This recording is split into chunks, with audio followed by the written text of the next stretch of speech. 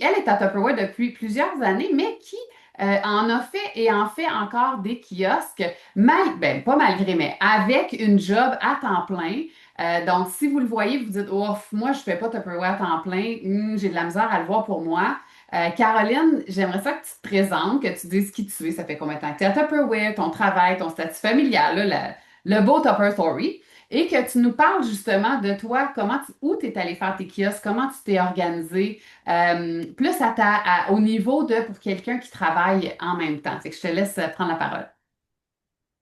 Alors, je suis à Tupperware depuis 2018. Alors, moi, je suis comptable de formation, donc je fais Tupperware à temps partiel. Mais vraiment, au début, tu sais, c'était vraiment pour m'équiper moi-même. Et après ça, comme je dis souvent, tu sais, je me souviens d'en parler à mes collègues de travail et tout ça. Donc, quand on travaille, souvent, c'est notre première clientèle, nos collègues à qui on parle tous les jours et tout ça. Je suis avec mon conjoint depuis 13 ans. On est une famille recomposée, mais on a des grands-enfants, là. Mes enfants sont plus à la maison. Le fils à mon chum, il est avec nous, mais il a 19 ans. Donc, tu sais, j'ai quand même assez de liberté. Donc, c'est sûr qu'en travaillant à temps plein, ben, sur les heures de dîner, je fais du Tupperware le soir, souvent la fin de semaine. Et heureusement qu'on a la programmation avec les réseaux sociaux parce que ça me permet vraiment au moins de pouvoir. Je fais une couche tard aussi, fait que ça me permet souvent de programmer plusieurs choses pour le lendemain. Et les kiosques, ça fait quelques années que j'en fais, mais je dirais que 2025, ça a été ma grosse année. Puis quand Annie m'a demandé d'en parler, je dis, OK, je vais calculer mes chiffres parce que j'avais pas vraiment décortiquer encore mon année 2025, là, j'ai quand même des catégories de revenus, fait que je suis capable de savoir combien j'ai fait pour les kiosques et je l'avais pas fait, donc j'ai vraiment été impressionnée de moi-même. En 2025, j'ai fait 48 journées en kiosque. Donc, que ce soit, c'est sûr que c'était surtout les fins de semaine, on s'entend, je travaille à temps plein. J'ai la chance, ben, la chance. Mon chum travaille une fin de semaine sur deux. Donc, c'est sûr que je me dis, quand il travaille, pourquoi pas me booker des kiosques, tu sais, tant qu'à être à la maison, je fais quand même du Tupperware, mais être en kiosque, c'est vraiment le fun. Donc, 48 kiosques et ça m'a rapporté 12 980 de revenus. Donc, en 2025, le total de mes, tu sais, je dis mes revenus, là, c'est vraiment mes encaissements, là. Je rentre tous mes encaissements de clients, là. J'ai pas déduit mes dépenses et mes achats, mais j'ai eu quand même 47 000 de revenus.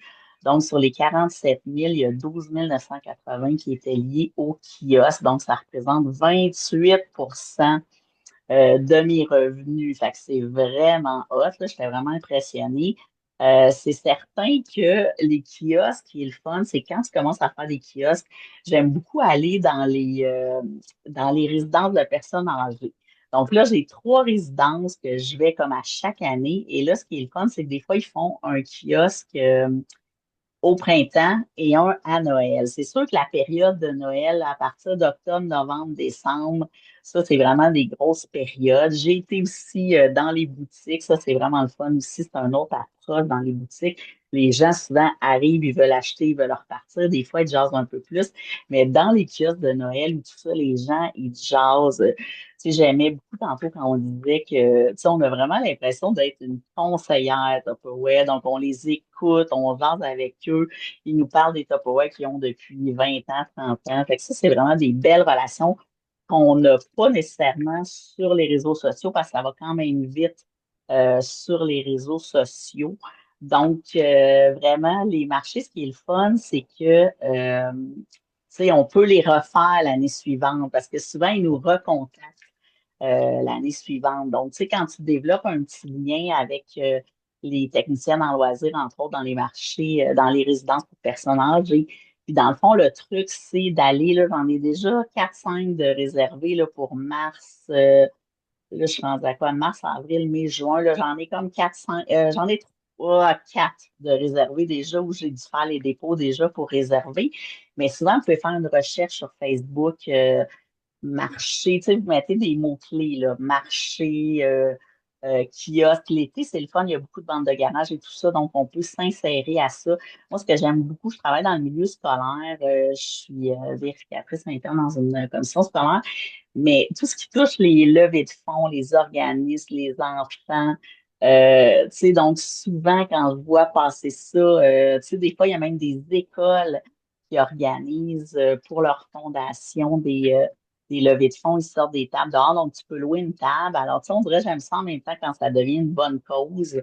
Alors, c'est un peu comme ça que je recherche. Tu sais, tu mets des mots-clés sur Internet et tout ça. Tu peux même faire des recherches auprès d'écoles de ta région s'ils font des levées de fonds. Ça m'est même arrivé de les appeler pour dire, j'ai vu que vous en aviez fait une l'année passée, est-ce que vous en faites une cette année? Parce que souvent, ils vont faire ça aux mêmes dates, hein, on s'entend.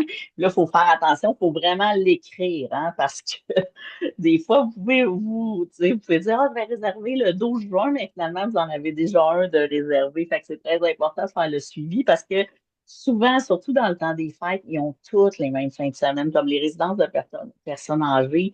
Le 1er décembre, je pense qu'il y avait 6 résidences qui faisaient leur marché de Noël. Fait que là, il faut t'en choisir un. Quand tu es déjà réservé, tu peux pas te dupliquer. Mais bref, prenez de l'avance parce que c'est déjà en train de se booker là, pour 2026, pour le printemps, pour même pour Noël et tout ça. Et tu sais, moi, j'ai créé des contacts aussi avec les gens qui sont dans les kiosques comme ça, d'autres vendeurs là, de d'autres produits, tout ça. Puis souvent, c'est avec eux qu'on échange par la suite. On dit, OK, toi, tu vas où? Toi, tu fais quoi? C'est quoi ton meilleur marché? Fait que souvent, on crée des contacts aussi comme ça. Donc, voilà en gros ce que je croyais bon de vous partager.